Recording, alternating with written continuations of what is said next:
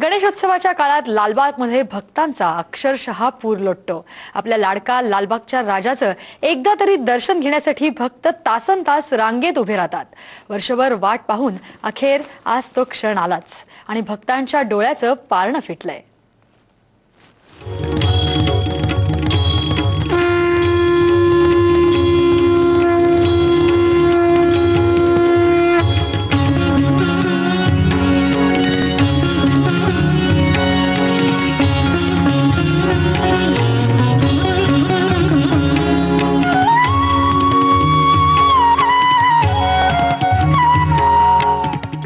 या क्षणाची प्रतीक्षा भक्त वर्षभर करत होते।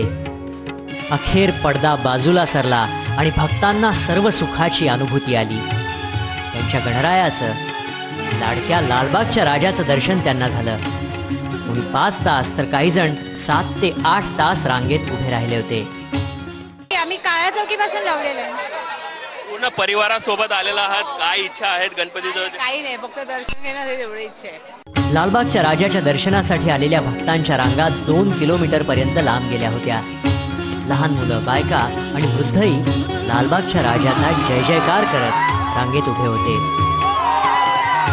आपल्यावरचं संकट दूर व्हावं, आयुष्यात सुख समाधान यावं, लालबागच्या राजाच्या चरणी नतमस्तक होताना प्रत्येकाच्या मनात हीच इच्छा होती। त्याच्या दरबारात सर्व मनोकामना पूर्ण होणार हा विश्वास राजाच्या भक्तांना आहे। साम मराठी, मुंबई।